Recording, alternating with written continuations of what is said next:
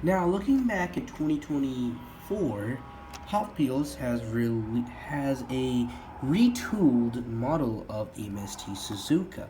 Now, this casting right here, um, obviously, came out in 2001, and this release right here is from 2022. So we're gonna be seeing some differences, obviously, from the original MST Suzuka that came out nearly 23 years ago, or 23 years ago. Uh, this one right here I ordered from online because I needed a MST Suzuka for a long time. This one is from HW Art Cars, and here's the back of the card. So it's an international card, obviously, nothing really special. And this one right here is in yellow color. Uh, there was also a red recolor with the same mecha type decos. The MSC Suzuka has received a lot of variations during its lifetime. Ever since its debut in 2001, we have gotten so many tuner style releases. And for some reason, Hot Wheels just genuinely forgot about the casting. But over time, due to people uh, mentioning the MST Suzuka name quite often, for some reason, I don't know, I forgot the actual reason, I guess. Could be because of Hot Wheels Unleashed and all those kind of stuff. They, decided to just like randomly release the MST Suzuka in 2022. So here it is. I saw this car like multiple times, but I just never got the car for some reason. Uh, I don't know why, but yeah. This release right here is a bit weird again because, you know, this one is from the Art Car series. A series that I absolutely hate a lot because of its this thing right here at the top. They will put a random letter. So if you like collect all the cars, you can just like make out a word, which is, it just looks a bit weird, especially on this car. So yeah, I guess we can just open it up for now. Now about the roof part, I'm thinking I should color it with my Sharpie marker because I don't know if that. Yeah, as I was saying, I can color it with my Sharpie marker and all. There's the casting. Yeah, we can talk a bit more about it in a second. So yeah. All right, now this casting is designed by Eric Tershur. I'm very sorry if I pronounced that name wrong. Uh, it's the same guy who has designed the famous Acceleracers Teku cars, the Power Rage Spectide, Drift Tech, and my favorite Battle Spec. I think one of his first designs when he like got into Hot Wheels would be the MST Suzuka, of course. Now, the name Suzuka is just a reference or just taken from the famous Japanese circuit, the Suzuka circuit, obviously. Um, this one right here has some mecha decos all on the sides and on the hood as well. This one has white 5-spoke rims with green tires, which I absolutely hate a lot. This is a mid-engine car, and it has a turbo. I think I remember it's in the wiki. It said something like it had like a turbocharger, or something. I don't know. But again, it's a mid-engine car. Obviously, a reference to the Mark II. I mean, this car has taken a lot of elements from various Japanese sports cars. Excuse me. Obviously, this thing has appeared on Velocity X video game, and obviously, it's the protagonist car. and the cover car of the video game colored green, but the one that I have is yellow, which is a retooled variant. I'm guessing the retool would be the base, because I think it was metal or something back then. Or could be the spoiler being a like could have been could be the spoiler being stick to the body rather than a separate piece, because some of my fantasy castings that I have, especially from the 2000s, are all now retooled to plastic bodies, and their spoilers, which were separate pieces back then, are now sticked to the body. This one has the letter I on the top, which honestly I think I might change it with this, of course. Love the spoiler. Very sorry if you can hear some fireworks in the background. The back of the car is my favorite of the MST Suzuka.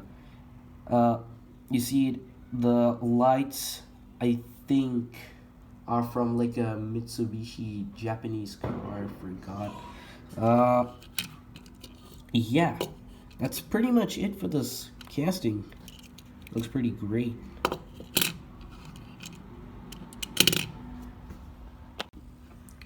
Now I'm just gonna talk about the general topic of fantasy cars as a whole, and what I really think about the modern designs of fantasy castings. Now you see, the ones that let me put in here are from the 2000s, and these actually look like cars.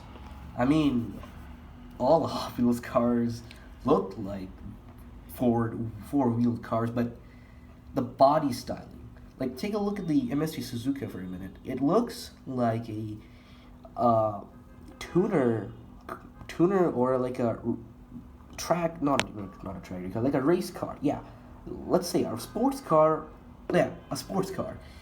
The one between the MST and the other one right there, that one is the Jackhammer, which is just a station wagon, of course, with some hot rod aspects. The other one right there is a futuristic tuner car. It's the chicane. So, yeah. And now I'm just going to be putting some of the modern fantasy designs. This one here, I have no idea what it's called, what it looks like, but the thing I know, that this thing is marked as an animal vehicle. Yeah, completely.